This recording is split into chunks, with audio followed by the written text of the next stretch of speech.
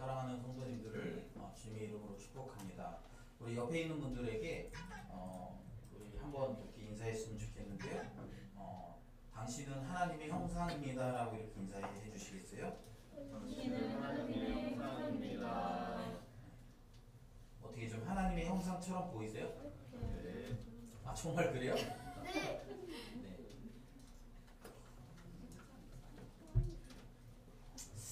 여러분, 오늘부터 우리는 이제 결혼 배우다라는 주제를 가지고 좀 몇 주간 우리 좀 이렇게 말씀을 좀 나누려고 합니다. 제가 이 말씀을 시작하게 된 계기는 뭐 여러분도 아시지만 최근에 이제 뭐 여러 결혼 소식들이 들려오잖아요. 뭐 이런 사람 저런 사람 이제 결혼한다고 청첩장도 주러 오고 이렇게 하는 걸 보면서 또 여러 사람들과 대화를 하면서 우리가 결혼을 하죠. 보통 다. 네, 보통 다 합니다. 그리고 이미 결혼한 사람들도 있죠. 그런데 왜 했냐? 또 결혼하는 이유가 뭐냐라고 물으면 대충 우리가 알아요. 뭐 하나님이 뭐 어떻게 했고 뭐 이렇게 해서. 그런데 좀 이렇게 성경적으로 우리가 그것들을 다른 사람에게 설명할 수 있을 만큼 이렇게 잘 정리가 되어 있거나 잘 준비가 되어 있다는 생각들이 좀 들지 않았습니다. 그래서 이미 결혼을 했어도 좀 성경적으로 그것을 어떻게 해야 되는지를 좀 배워야 될 필요가 있을 것 같고요. 그리고 또 결혼을 하지 않은 사람들은 내가 어떻게 결혼을 준비해야 될지에 대한 생각들을 좀 잘 가르쳐야 되겠다. 또 그것들을 우리가 배워야 된다라는 생각이 좀 들어서 결혼도 배워야 된다라는 의미로 그렇게 이제 결혼 배우다라는 주제를 가지고 제가 이렇게 좀 설교를 좀 하려고 준비하고 있습니다. 여러분, 우리 옆에 있는 분들에게 한번 이렇게 질문을 던져보세요. 혹시 옆에 있는 분이 결혼하셨으면 왜 결혼하셨어요? 이렇게 물어보시고요. 그리고 혹시 결혼하지 않은 분이시라면 왜 결혼하려고 하세요? 라고 한번 물어보실래요? 지금 물어보세요. 지금. 왜 결혼하려고 하세요? 답을 해야 돼. 네, 답도 하세요. 네. 우리 효원장님 왜 결혼하셨어요? 그런 말을 해보자고요.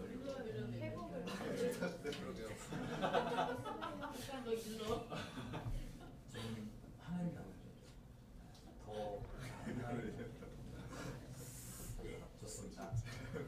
혹시 여러분 우리 방금 나눈 것 중에 그런 사람 혹시 있어요? 그렇게 얘기하는 사람이 혹시 있어요?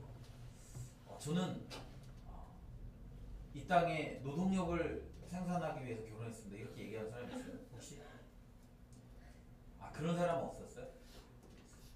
여러분, 지금 제가 이렇게 질문 드리니까 되게 당황스러운 표정을 지으시는데요. 여러분, 한때 우리가 살아가는 사회에서 결혼은 노동력을 생산하는 일이었습니다. 그런 의미가 있었어요. 그래서 노동 집약적으로 이렇게 우리가 농경 사회든지 아니면 전쟁을 많이 하는 시대에서는 결혼은 노동력을 생산하고 군사력을 이렇게 증강시키는 수단으로서 사용됐습니다. 그래서 그렇게 살았던 시간이 꽤 길어요. 또 혹시 질문을 했을 때 사랑하는 사람을 만나고 싶어서 결혼해요 이렇게 대답하는 사람이 혹시 있을까요? 없어요? 예.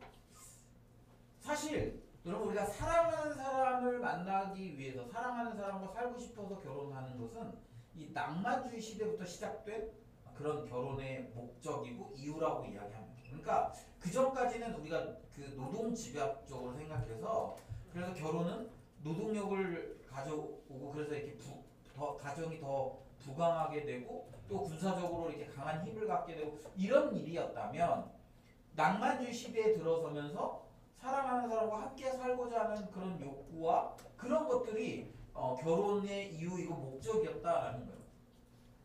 그리고 혹시 또 결혼에 대해서 물어봤을 때 혹시 좀 내가 좋은 여기서 좋은 사람 이제 스펙이나 이런 게 좋은 사람을 만나서 내가 좀 더 편안하고 편리한 삶을 살기 위해서 제가 결혼합니다라고 혹시 그렇게 대답하신 사람 있어요? 없어요? 최근에 현대 사회는 대부분 이제 나보다 좀 더 나은 사람을 만나서 좀 더 내가 더 이렇게 편안한 삶을 살기 위해서 결혼하는 경향성들이 뚜렷해지고 있다라는 사실이에요. 그래서 여러분 우리는 결혼이 마치 이렇게 사실 우리가 결혼을 비그리스도인들은 결혼이 언제부터 시작된 제도인지 잘 모르죠. 그런데 해요. 본능적으로 하든지 아니면 어떤 상황 때문에 하든지 결혼을 합니다. 그리고 그 결혼에 대해서 느끼는 의도와 목적 이런 것들도 시대에 따라서 영향을 받아요. 지금 우리는 그렇지 않다 하지만 많은 사람들은 결혼을 통해서 좀 더 높은 삶을 지향하는 그런 것들을 이제 추구하는 거죠. 그것도 그냥 그렇게 된 게 아니라 사회와 시대 상황의 영향력 아래 있기 때문에 그렇게 됐다라는 거예요. 또 내가 사랑하는 사람과 함께 살고 싶어서 이것도 그런 시대와 상황에 영향을 받는다라는 거예요. 뿐만 아니라 그 결혼을 이렇게 노동력을 생산하고 군사력을 증강하는 방식으로 선택하는 것도 그것 또한 시대와 상황의 영향이라는 거예요. 그러니까 지금 뭘 알 수 있습니까? 우리가 결혼을 생각할 때 내가 처한 상황, 시대적인 흐름 이런 것에 따라서 영향을 받고 그것에 따라서 우리는 결혼을 결정하고 있다는 거예요. 그러면 제가 궁금한 게 있어요. 저는 여기까지는 뭐 질문하고 싶지 않았는데 혹시 이렇게 뭐라고 답을 들으셨어요? 혹시 답을 안 했습니까? 네? 너 한 명만 제발 답을 좀 해주세요. 너무 궁금한데 지금. 네. 뭐래요? 옆에 사람이 왜 결혼하려고 한대요? 아니면 왜 결혼했대요?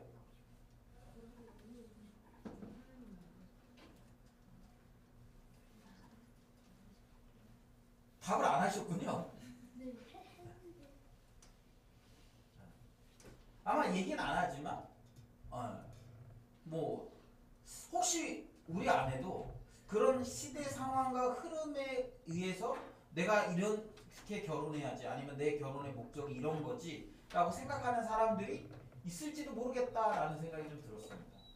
그런데 여러분 우리는 그리스도인이잖아요. 그리스도인들에게는 결혼도 성경이 우리에게 그 결혼의 의미와 목적을 분명하게 설명해 주고 있다라는 거예요. 오늘 우리가 읽은 본문은요. 이 창조에 대한 이야기를 좀 하고 있죠. 그래서 창세기 1장에서는 하나님이 온 우주를 창조하시는 장면을 보여주셨어요. 그리고 2장에 가면 그 창조하신 과정 중에 중요한 부분을 다시 이렇게 조금 더 자세하게 보여주는 장면이 보여집니다. 그래서 창조에 관한 이야기들을 지금 다루려고 해요. 제가 오늘. 그런데 오늘 본문에 보면 하나님이 이제 온 우주 만물을 창조하셨어요. 그리고 거기에 에덴 동산으로 이제 들어가는 거. 창조한 것 중에 에덴 동산으로 이제 줌을 이렇게 쫙 당겨서 그 안에서 일어나는 일들을 지금 보고 있는 거예요. 그런데 거기에 누가 있습니까? 하나님이 창조한 아담이라는 사람이 있습니다.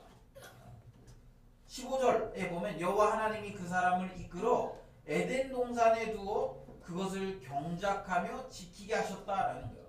아담의 잡이 무엇입니까? 아담의 일이 뭐예요? 에덴 동산 안에서 경작하고 그것을 지키는 거예요.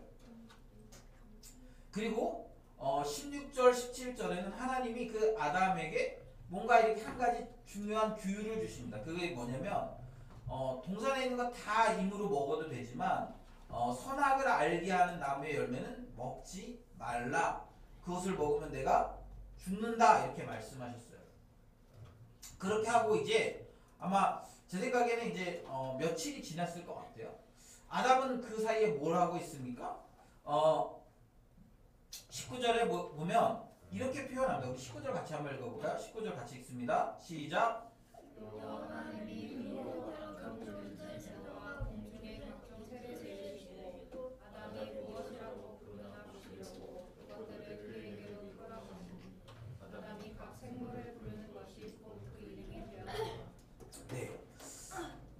하나님께서 아담에게 이제 그 일을 통해서 그 에덴 동산 안에서 이제 그 이제 자기의 맡은 역할을 수행하도록 아담에게 그 일을 시키셨어요. 그리고 하나님이 지켜보셨습니다. 아담이 뭘 하나, 어떻게 하나. 그런데 그런 아담을 이렇게 하나님이 계속 보시면서 하나님이 그 아담이 살아가는 삶의 모습을 보면서 발견한 게 있어요. 그게 뭐냐면 바로 그게 18절의 내용입니다. 우리 18절도 같이 한번 읽어보겠습니다. 같이 읽습니다. 시작. 여호와 하나님이 이르시되 사람이 혼자 사는 것이 좋지 아니하니 내가 그를 위하여 돕는 배필을 지으리라 하시니라. 그러니까 에덴 동산 하나님이 그것을 창조하시면서 보시기 좋았다. 보시기 좋았다라고 계속 말씀하시는 곳이잖아요. 그런데 거기에 하나님이 보시기에 좋지 않은 그런 한 장면이 포착되는데 그게 뭐냐면 바로 아담이 혼자 살아가는 것이 좋지 않았다는 거예요. 그래서 하나님께서 이제 돕는 배필을 짓기로 결정하셨습니다. 그러고 나서 이제 하나님께서 그 돕는 배필인 그 하와를 지으시는 장면들을 우리 그 이후의 장면들을 통해서 볼 수 있는 것이죠. 오늘 본문은 여러분 우리가 너무나 잘 아는 본문이죠. 그리고 아마 여러분들이 설교도 많이 들었을 거예요. 그리고 사실 이 내용, 이 설교가 제가 하는 오늘의 설교가 되게 새로운 설교는 아닙니다. 그러나 제가 여러분들에게 이 설교를 하려고 하는 이유는 뭐냐면 새롭지도 않고 그렇다고 제가 막 다른 쌈박한 이론을 우리 아들이 맨날 하는 다른 쌈뽕한 뭐 그런 그 이론을 가지고 와서 여러분들에게 얘기하려고 하는 게 아니에요. 제가 굳이 이 설교를 하는 이유는 뭐냐면 우리 안에도 결혼에 대한 세속적인 가치들이 너무나 많이 들어와 있어서 세속적인 가치와 또 신앙적인 가치가 그냥 이렇게 뒤죽박죽되어 있는 경우들을 우리가 많이 보기 때문에 제가 그런 부분들에 대해서 온전히 정리해 주려고 하는 거예요. 그러니까 이거는 뭐 새로운 이론을 제가 얘기하려고 하는 게 아니라 성경에 이미 있는 내용들을 정리하는 부분들이고 혹시 우리가 잘못 생각하고 있는 것들이 있다면 여러분들이 수정했으면 좋겠다라는 거예요. 여러분 오늘 본문은 하나님의 창조의 그러니까 우리가 소위 말하는 천지 창조를 다루는 본문입니다. 여러분 그 본문 안에 지금 뭐가 있어요? 결혼에 관한 이야기가 있다라는 거예요.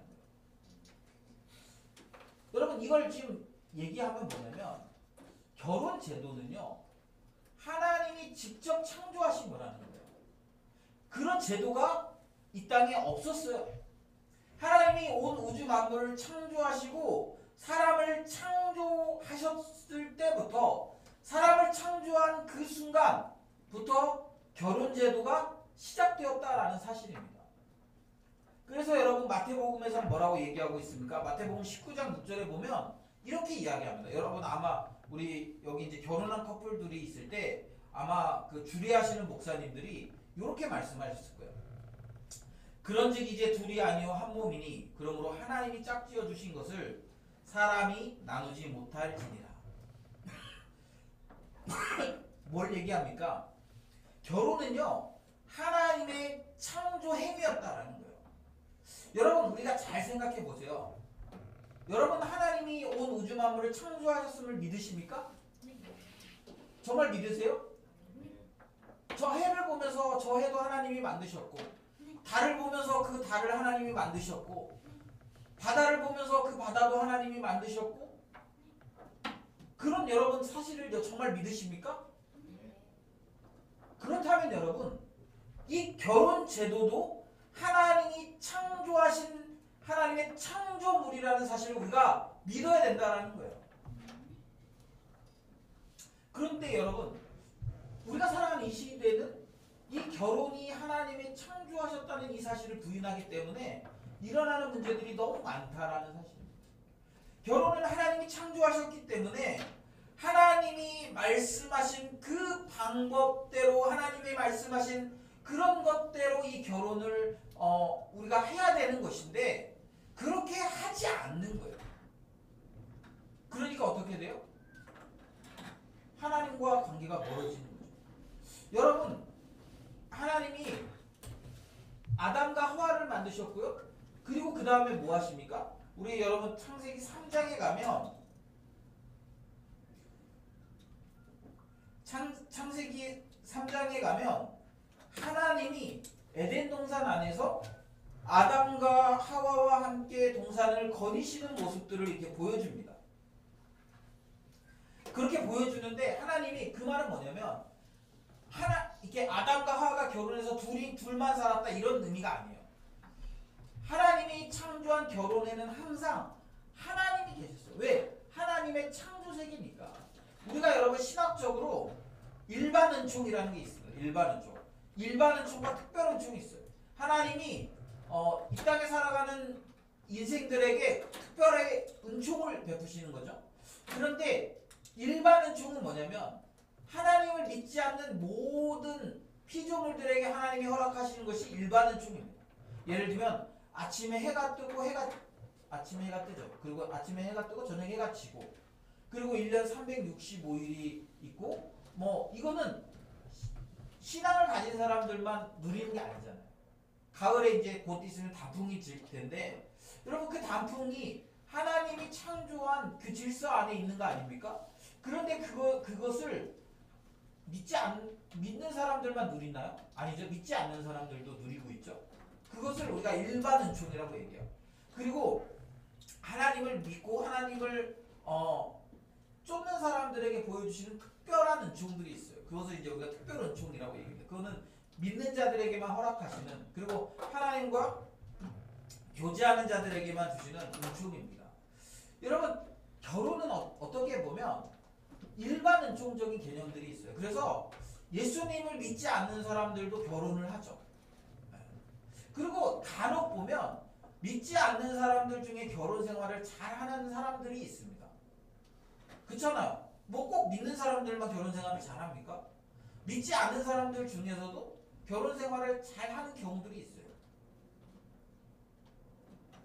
왜 그게 가능하냐면 하나님이 결혼을 일반 은총으로 믿지 않는 자들에게도 이 결혼을 할 수 있는 은혜들을 주셨어요. 그리고 그들이 하나님을 믿지는 않지만 인간 모두가 사실 하나님의 형상이기 때문에 그들이 하고 있는 어떤 행위들이 그러니까 하나님을 믿지는 않을 수는 있지만 어떻게 하다 보니까 그 방식들이 이렇게 하니까 결혼 생활이 좀 더 잘 되는 것 같아라고 그것을 깨달아서 그렇게 사는 거죠.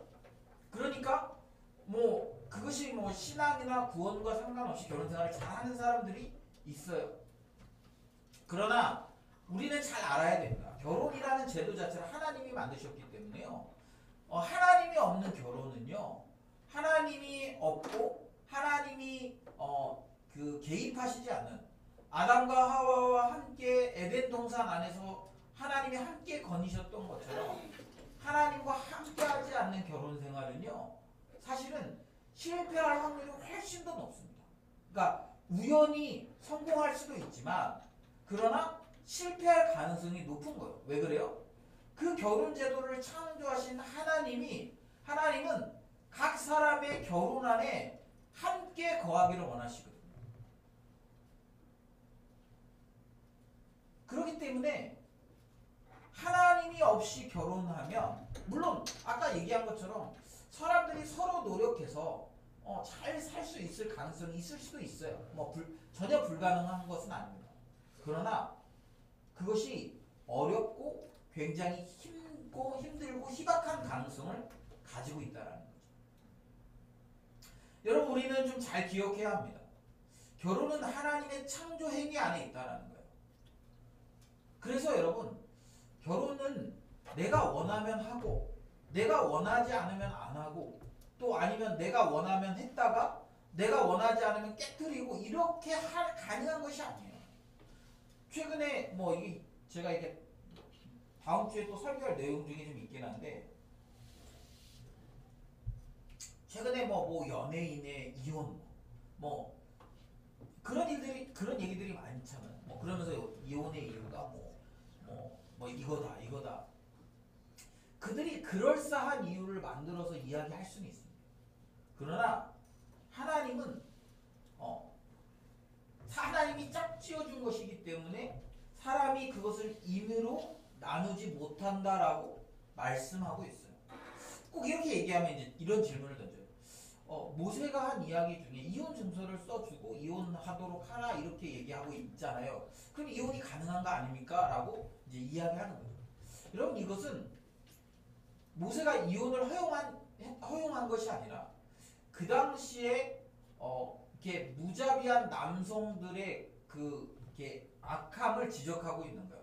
그 당시에 여성들은 뭐 이혼을 자기가 그 당시에는 여성들이 이렇게 모세 당시에는 여성들이 이혼할 수 있는 권리가 없었습니다. 왜냐하면 그 당시에 여성과 아이들은 이렇게 남성의 소유물인 개념이었어요. 그러다 보니까 이게 그것을 이렇게 할 수 없었는데 이제 남성들이 어떻게 하냐면 뭐 결혼을 데려와서 이제 결혼을 했다가 그냥 이렇게 방치해두고 또 다른 여자가 생기면 다른 여자랑 결혼해서 사는 거예요. 그러다 보니까 어떻게 되냐면 앞서 결혼한 여인들은 뭐 남편이 돌봐주지도 않죠. 책임을 다하지도 않죠. 그러다 보니까 그러니까 너무 이렇게 빈궁한 삶을 살고 너무 어려운 삶을 사는 거예요. 그래서 이혼 증서를 써주면 그걸 통해서 다시 이렇게 재혼을 하거나 아니면 다시 이렇게 살아갈 수 있는 이렇게 방법을 찾을 수 있으니까 여성들을 보호하기 위해서 그런 것이지 이혼을 허용한 것이 아니에요. 이미 그들이 하고 있는 죄에 대해서 적어도 그 죄 때문에 피해를 당하는 여성들을 보호하기 위한 방법이었지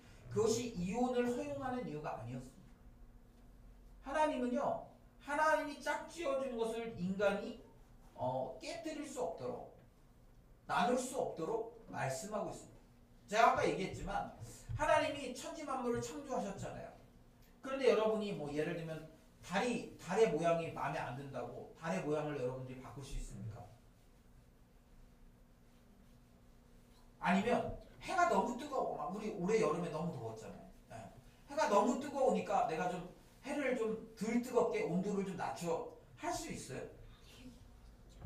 하나님의 창조 행위는 우리가 임으로 바꿀 수 없습니다. 예를 들면 바다가 뭐 물론 요즘에는 이제 바다에 뭐 돌을 쏟아 붓거나 흙을 쏟아 부어서 땅으로 만들기도 하고 하죠. 그러나 여러분 바다 자체를 바꾸지 못해요. 바다의 일부를 땅으로 메꿀 수는 있지만 바다 자체를 바꾸는 일은 불가능하다는 것이죠. 왜 그래요? 하나님의 창조하신 하나님이 너무 크기 때문에 인간의 능력으로는 그것을 바꿀 능력이 없어요. 왜요? 우리는 피조물이니까.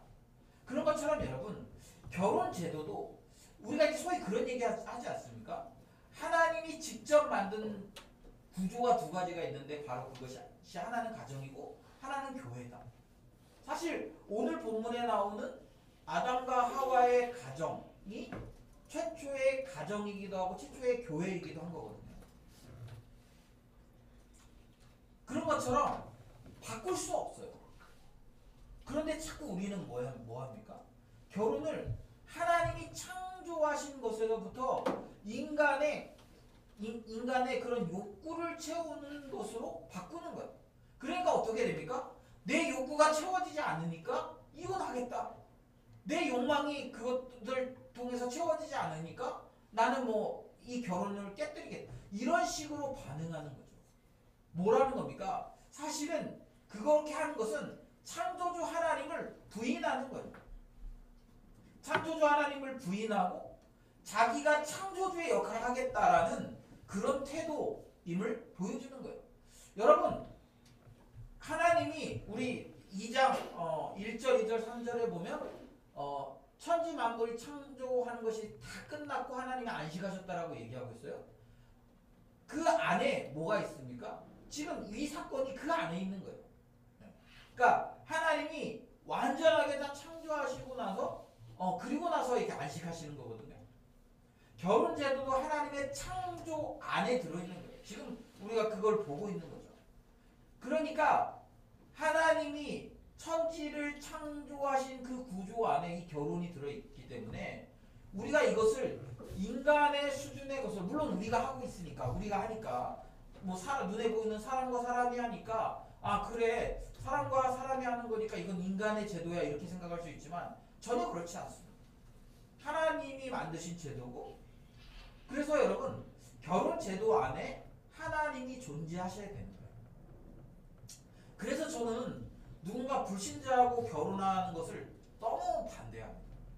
왜요? 불신자와 결혼하면 그 안에 하나님이 존재하기가 쉽지 않습니다. 저는 이제 저희 아내하고 제가 결혼해서 살면서 이게 지금 이제 저희가 올해 만 15주년을 지냈거든요.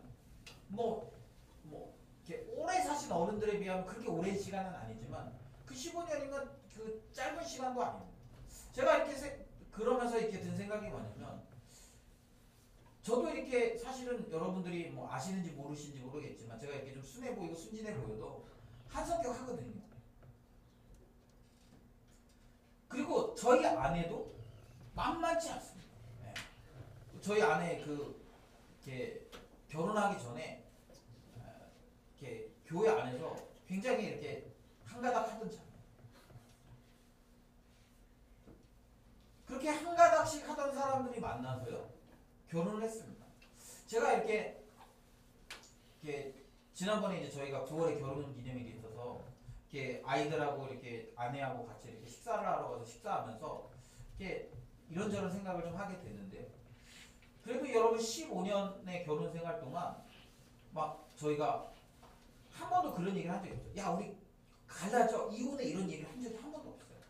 뭐 속으로 그런 생각을 했는지는 모르겠지만 뭐 저는 그런 생각이 없지만 또 뭐 상대방은 잘 모르니까 그런 생각을 한 적이 있을 수 있는지 한 번도 그것을 우리가 얘기한 적이 없어요. 그러면서 든 생각이 뭐냐면 이렇게 캐릭터가 강한 저와 또 한편으로 캐릭터가 강한 아내가 어떻게 우리가 그렇게 살아올 수 있었을까 생각해보면 그 안에 하나님이 계셨기 때문에 가능한 일이라고 생각이 되어졌습니다. 제가 뭐 가장이니까 내가 집에서 내 마음대로 뭐 하면 되지. 저는 그렇게 생각한 적이 거의 없어요. 물론 가장이기 때문에 뭐 중요한 주도권을 쥐고 결정도 하고 이렇게 합니다. 그러나 제가 이렇게 가장의 리더로서 이렇게 살아가면서 계속 고민하는 건 뭐냐면 하나님이 기뻐하시는 남편의 모습은 뭘까? 하나님이 기뻐하시는 아빠의 모습은 뭘까를 계속 고민하는 거예요. 물론 제가 그렇다고 해서 100% 그렇게 살아내지 못합니다. 어떨 때는 저도 인간적인 내 욕망과 욕구 때문에 뭐 잘 못할 때가 많이 있죠. 그러나 계속 그걸 노력하는 거예요. 우리 가정에서 이 결혼 생활 안에서 함께 거하고 계시는 하나님께서는 내가 어떤 삶을 사는 것을 기뻐하실까? 그런 의식을 하면서 살아가는 거예요. 그런 의식을 하면서 어떻게 하면 아내를 잘 섬겨줄 수 있고 어떻게 하면 아이들을 잘 섬겨줄 수 있을까를 계속 고민하는 거예요.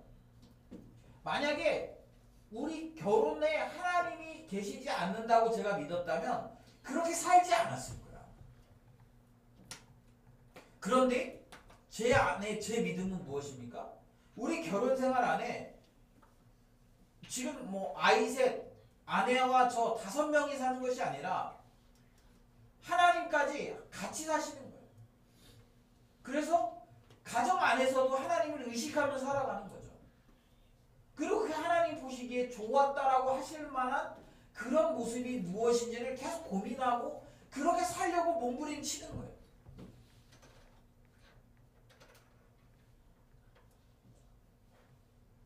여러분, 우리가 결혼은요 남자와 여자가 하는 게 아니에요.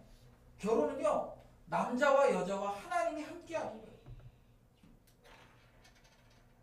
그리고 여러분 결혼 생활 자체도 아이들, 부부 이렇게 사는 게 아니에요. 부부와 아이들과 그 안에 하나님이 함께 사시는 거예요. 그걸 의식하고 살 때 건강한 결혼 생활이 가능합니다. 왜요? 결혼을 애초에 디자인하고 이 결혼을 만드신 하나님이 결혼을 그런 의도를 가지고 만드셨기 때문에 그래요.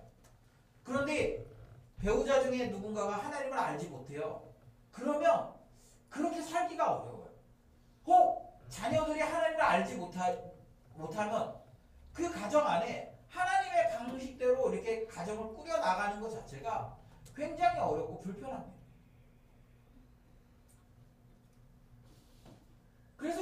결혼 제도는요, 남녀가 둘이 하는 게 아니에요.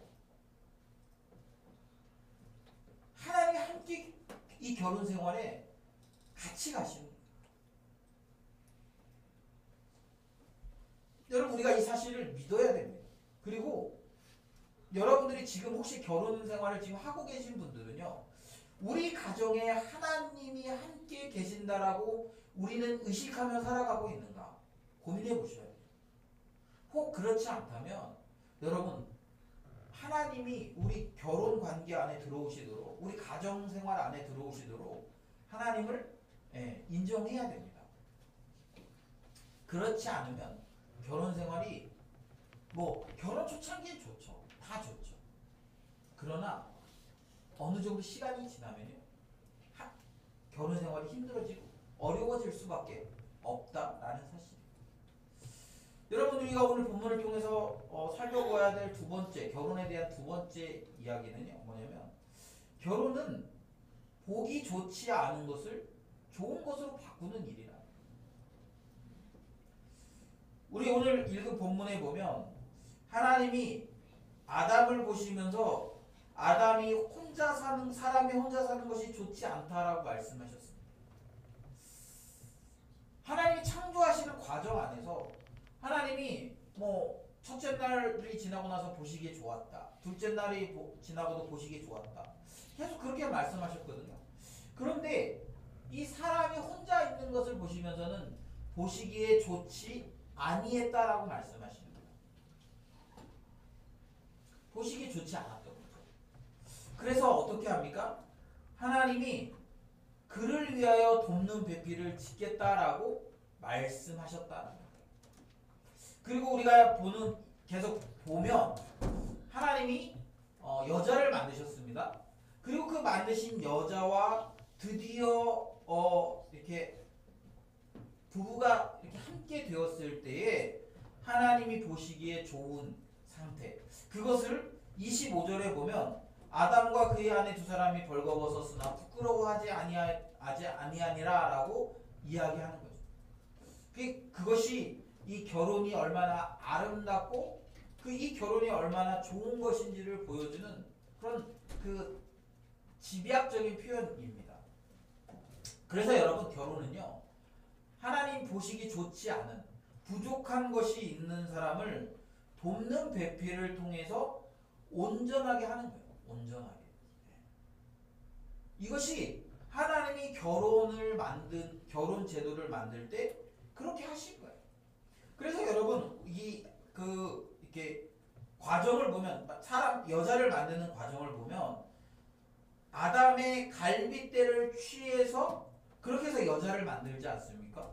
그래서 아담이 이는 내 뼈 중에 뼈요 살 중에 살이라 이렇게 얘기하고, 이것을 남자에게서 취하였은즉 여자라 부르리라 이렇게 얘기합니다. 여러분, 우리는 이제 이게 남자 여자 이렇게 구분해서 얘기하잖아요. 그런데 이제 지금은 제가 이 히브리어를 써도 여러분들이 잘 알아들을 거예요. 원래 이쉬라는 단어는 그냥 사람이라는 뜻이에요. 뭐 여기에는 남자 여자라는 성이 없습니다. 그런데 이쉬가 이제 이 뒤에 나오는 표현은 이샤, 이 여성형이거든요. 여성. 앞에 거는 남성형, 뒤에 거는 여성형. 그래서 이쉬를 그래서 남자라고 얘기하고 이샤를 여자라고 얘기하는 거예요. 그냥 여기 표현에 보면 두 단어는 같은 단어입니다. 사실은. 그러니까 아담은 인식하고 있는 거예요. 뭐냐면 내 뼈를 이렇게 떼가지고 만들어졌잖아요. 그러니까 뼈를 떼므로 말미암아 어떻게 됩니까? 사실 여기에 부족한 부분이 생기는 거죠. 그런데 그 부족한 부분이 어떻게 됩니까? 이제는 나와 같은 존재인 여성으로 이제 와서 두 사람이 함께 이제 그 아담의 부족한 부분들을 메꾸는 역할을 하고 있는 거예요. 그래서 여러분, 둘이 어떻게 됩니까? 합해져서 한 몸이 되는 거죠. 이게 여러분 결혼의 신비예요. 둘이 합해서 한 몸이 되는 겁니다. 그래서 여러분, 결혼하기 전에 사실 우리는 말짱하게 사는 것 같잖아요. 우리가 뭐 결혼하기 전에도 여기 보면 뭐 말짱한 것처럼 보이죠. 그런데 여러분, 결혼하신 분들은 알 거예요. 결혼했을 때 훨씬 더 그 안에서 안정감을 우리가 누리는 삶입니다.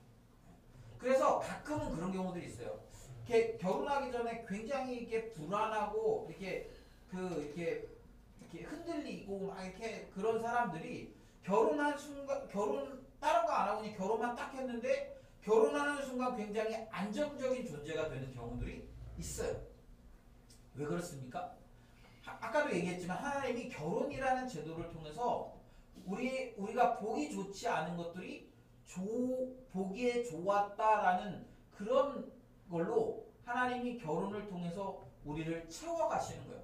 물론 그렇게 하기 위해서는 아까도 얘기했던 것처럼 하나님이 그 안에 함께 계셔야 되는 건 뭐 분명합니다. 그런데 그렇게 하나님이 함께 거하시는 결혼은 우리를 보기 좋지 않았다라는 표현에서부터 보시기에 심히 좋았다라고 이야기하는 그런 상태로 우리를 바꾸어내시는 거예요. 그래서 여러분 결혼은 그러니까 요즘 그렇잖아요. 뭐 예를 들면 요즘은 이제 결혼할 때 아까 얘기한 것처럼 현대 사회는 결혼 배우자 상대를 구할 때 뭐 예를 들면 내가 이런 게 없는데 상대방이 있는 그런 것들을 통해서 뭐 조금 더 이렇게 내 삶의 질이 올라가고 이런 걸 추구하는데 그렇게 해서 그렇게 되어지는 게 아니라 결혼 자체가 우리의 좋지 않은 상태를 좋은 상태로 인도해 가는 거예요. 결혼 제도 자체가 그런 거예요. 그러니까 뭐 내가 막 스펙이 좋은 사람 뭐 이걸 뭐 이렇게 나를 이렇게 뭐 좋은 이렇게 조금 더 그 상향적인 삶을 살 수 있는 사람 그런 걸 고르지 않아도 결혼이라는 그 자체가 우리를 불안정에서 안정으로 인도해 간다라는 거예요. 그런데 거기 전제가 있어요. 뭐냐면 하나님이 개입된 결혼이라는 거죠. 에덴 동산 안에서 아담과 하와와 하나님이 함께 살았던 것처럼 우리의 결혼 안에 하나님이 함께 거하시기만 한다면 불완전한 모습이 완전한 모습으로 변화된다라는 거예요. 그래서 여러분 혹시 우리 결혼 생활을 하고 계신 분들 중에 왜 나는 결혼을 했는데 여전히 불완전하지? 여러분 그렇게 느끼신다면 내 결혼 생활 안에 아까 얘기한 것처럼 하나님이 정말 개입하고 계신가? 정말 하나님이 거하고 계신가?를 고민해 보셔야 돼요. 네. 돈이 없어서 여러분 우리의 삶이 불안정한 게 아니에요. 뭐가 없어서 뭐가 부족해서 여러분 우리의 삶이 결핍이 되어진 게 아니에요. 우리의 결혼에 하나님이 없기 때문에 그런 거죠. 혹 지금 이제 결혼 안 하신 분들은요. 내가 뭐 예를 들면 뭐가 있는 사람 뭐가 스펙이 좋고 아니면 뭐가 훌륭하고 이런 사람을 여러분 찾아야 되는 게 아니에요. 그런 사람을 찾는 게 아니라 우리의 결혼 생활에 하나님이 함께 거하시는 것을 인정하고 그렇게 하는 사람이 적인 거죠. 그런 사람을 찾아내야 되는 거예요. 그냥 뭐 스펙이 좋고 아니면 뭐 얼굴이 좀 잘생기고 뭐가 뭐 되고 여러분 그렇게 해가지고는 이렇게 안 좋은 상태에서 좋은 상태로 올라가는 게 되지 않아요.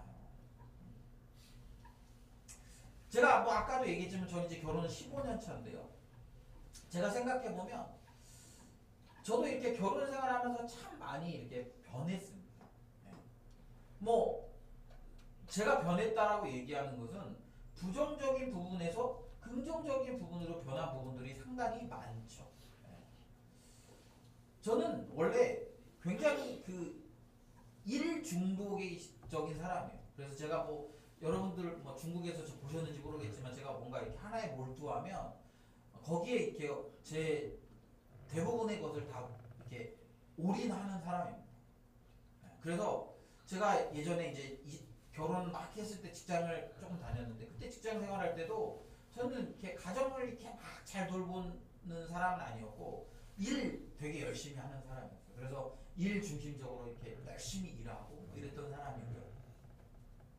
그리고 이렇게 나름대로 이렇게 약간 이렇게 야망도 있어서 그런 생각이 있어요. 일을 이왕할 거면 잘했으면 좋겠고 그렇게 잘해서 회사에서 좀 승진도 좀 하고 그거에 대한 뭐 보상도 받고 이렇게 하고 싶은 욕망이 저는 많은 사람이에요.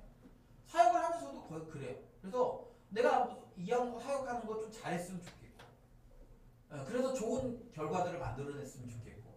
그래서 중국에서 사역할 때도 진짜 뭐 아침부터 저녁까지 미친 사람처럼 이렇게 돌아다니면서 사람들 만나고 했던 시간들이 있어요. 저는 그게 막 이렇게 제가 뭐 하나님을 향한 열심, 물론 하나님을 향한 열심이 없지 않았어요. 하나님을 향한 열심이 분명히 있었습니다. 그러나 거기 안에는 제 이렇게 욕망과 욕구도 되게 많이 있었어요. 그런데 제가 지금 이렇게 15년 정도의 시간이 지나 여전히 제 안에 그런 욕구들이 분명히 있죠. 그러나 예전보다는 그런 욕구들이 훨씬 좀 덜해졌고요. 예전보다는 사람들을 좀 진심으로 이렇게 좀 생각하고 돌보려는 마음들이 조금씩 생겨나는 것 같아요. 특히 이제 사실 그동안에 이제 우리 가족들에게 좀 되게 제가 특히 이제 아내에게도 그렇고 되게 잘 이렇게 못했었는데 요즘에는 이제 아내와 아이들을 조금 더 그러니까 예전에는 이렇게 그거보다는 내가 일이 더 우선이야 이런 생각이 있었다면 지금은 이제 가족들과 시간을 보내고 또 가족들을 위해 섬기고 이런 것들을 제가 하는 거예요. 근데 그런 것들이 아까도 얘기했지만 이게 제가 이렇게 그냥 만약에 세상적인 사람이었다면 아마 그렇게 사는 것이 되게 이게 저는 힘든 사람이었어요. 저는 이렇게 저 혼자 있으면 밥하는 시간도 아까운 사람이에요. 그 밥하는데 쓰는 에너지를 거기다 쓰고 싶지 않아요. 그래서 그냥 간단하게 먹고 그 시간을 내가 하고 싶은 일, 내가 또 해야 되는 일에 쓰는 것을 차라리 그걸 되게 편한 사람이라고 생각합니다. 그런데 지금은요, 가족들을 위해 뭔가를 내가 시간을 쓰는 게 되게 귀하다라고 생각이 들어요. 그리고 가족들을 위해서 뭘 하면서 뭐 행복함을 느끼기도 하고 그렇게 하는 거예요.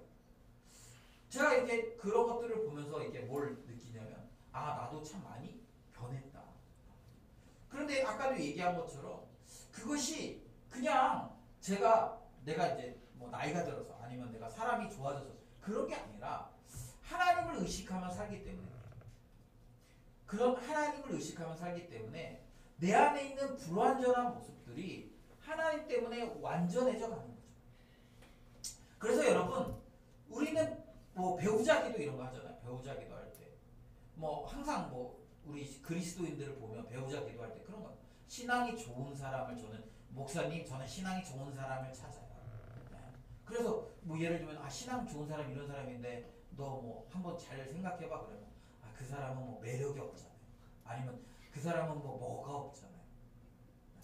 뭐 키가 작아요. 아니면 그러니까 사실은 그런 거지. 신앙이 좋으면서도 또 그런 자기의 다른 인간적인 욕구들을 채울 수 있는 사람을 찾는 거예요.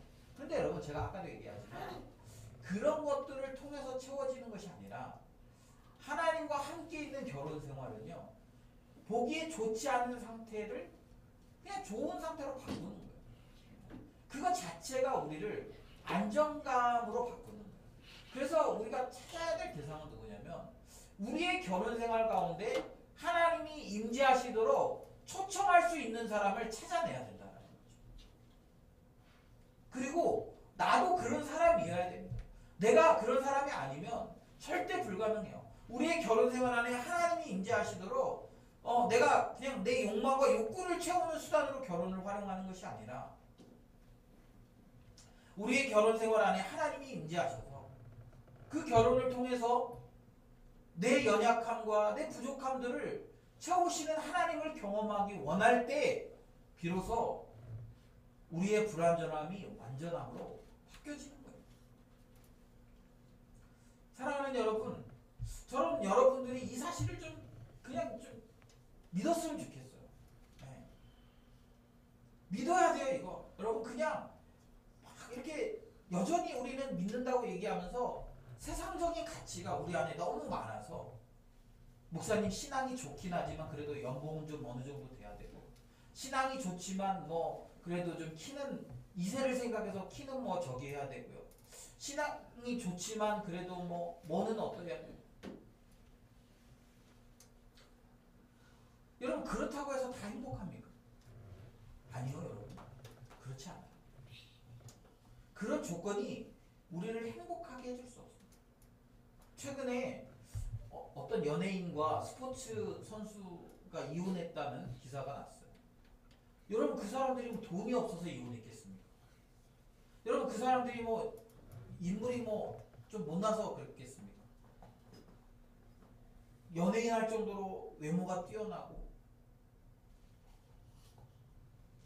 거액의 연봉을 받고 그런 사람들이 결혼했는데요. 결혼 생활을 얼마 하지 못해서 이혼했어요. 여러분 행복은요 그렇게 되어지는 것이 아닙니다. 결혼 생활은 여러분 그런 방식으로 하는 게 아니에요. 결혼은요 하나님이 우리에게 말씀하신 그 방법대로 하나님을 모시고 사는 것이 건강한 결혼이고요. 하나님을 모시고 사는 것이 온전한 결혼 생활을 만들어가는 거예요. 그리고 그걸 통해서 우리가 온전함을 이루어가는 것입니다. 저는 그런 사람들을 많이 봐요. 결혼을 할 때 내가 어떤 사람을 선택하느냐가 사실 어쩌면 우리의 굉장히 이렇게 우리가 가지고 있는 신앙을 집약해서 보여줄 가능성이 많습니다. 사역자인데 얼굴 예쁜 교회에서 가장 얼굴 예쁜 자매랑 결혼했어.